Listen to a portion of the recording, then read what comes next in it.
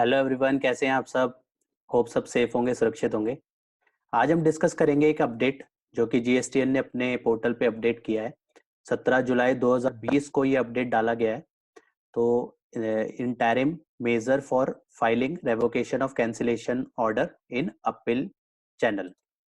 तो इसमें कहा गया है कि पहला पॉइंट कहता है, in case your application for revocation of cancellation of registration was rejected by the tax authority before 12th June 2020 and you wish to avail benefit of ROD order 1/2020 dated 25th June 2020 as an interim measure, you can request the appellate authority or higher authority to pass a simple offline order on the restoration of application.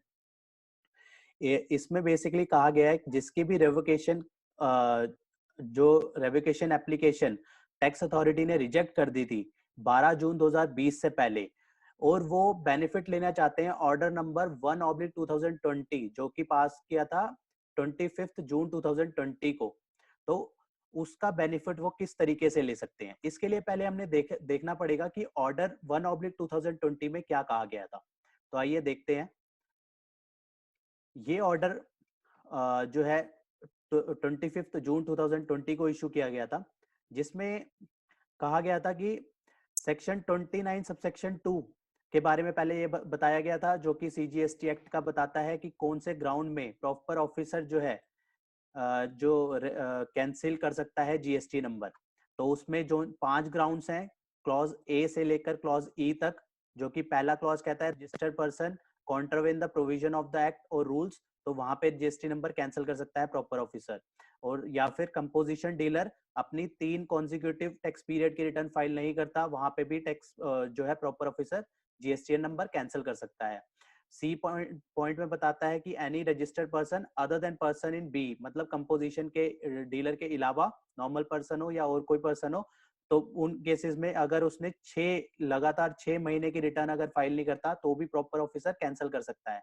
Otherwise किसी ने voluntary registration ली हो under subsection 3 of section 25 और वो जो है business commence नहीं कर रहा, तो उस केस में भी 6 महीने तक उसने अगर बिजनेस कमेंस नहीं किया तो प्रॉपर ऑफिसर कैंसिल कर सकता है।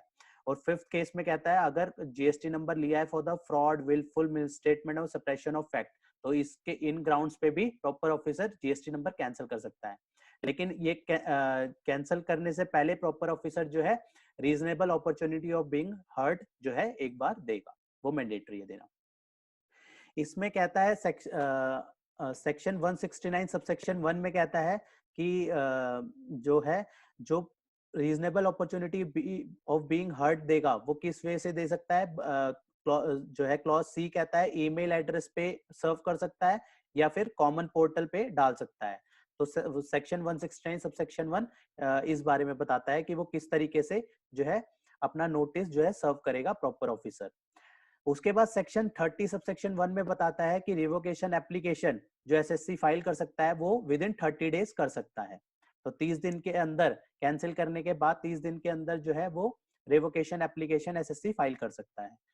इसी ऑर्डर में लास्ट में ये बताया गया, इस ऑर्डर में यहाँ पे लिखा गया, for the removal of difficulties it is being clarified that for the purpose of calculating the period of 30 days for filing application for the revocation of cancellation of registration under subsection 1 of section 30 of the act for those registered person who have served the notice under clause B and C of subsection 2 of section 29, जो कि अभी हमने देखे थे ऊपर section 29 2 के clause B और सी, जो कि कौन से थे, आइए दोबारा एक बार देख लेते हैं।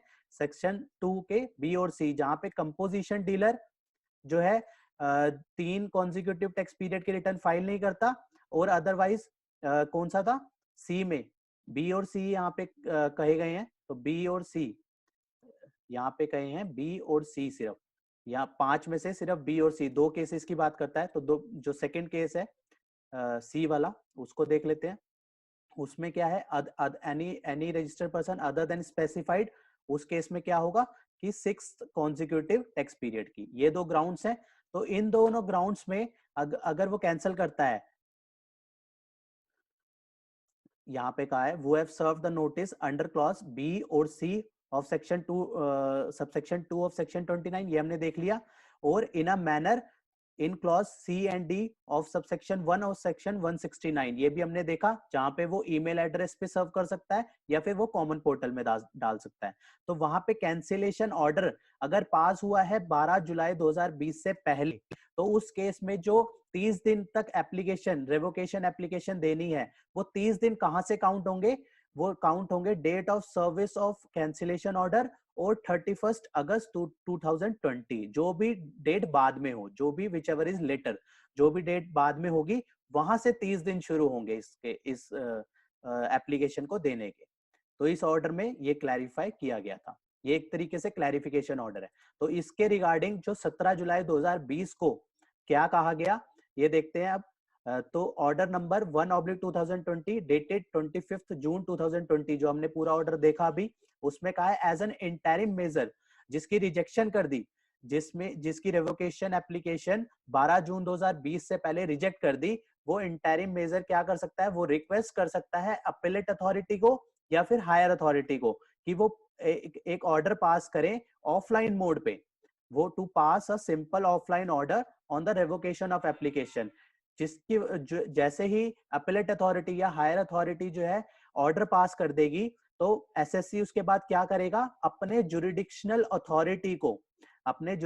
अथॉरिटी को वो अपने पोर्टल से रजिस्ट्रेशन में जाएगा, रिस्टोर एप्लीकेशन, रिस्टोर रेवोकेशन में जाएगा, और जो ऑर्डर मिला होगा उसको अपीलेट अथॉरिटी और या हायर अथॉरिटी से, उसका एआरएन नंबर अपलोड करेगा, एआरएन नंबर उसका डालेगा और अपलोड करेगा उसकी स्कैन कॉपी, जो उसको ऑर्डर मिला होगा अपीलेट अथॉरिटी से या हायर अथॉरिटी से। तो उस केस में जो है फिर जुरिडिक्शन ऑफिसर उसकी रेवोकेशन एप्लीकेशन दोबारा कंसर्न करेगा। यहाँ पे थर्ड पॉइंट में कहा है कि GSTN is working on the removal present restriction of री application of revocation of cancellation application. GSTN जो है काम कर रहा है कि ताकि ये जो प्रेजेंट जो प्रॉब्लम आ रही है री एप्लीकेशन की, वो दोबारा से ना आए, और इसके और कहता है कि हो सकता है कि ये बहुत जल्दी जो है रिमूव हो जाए, it is expected to be available shortly.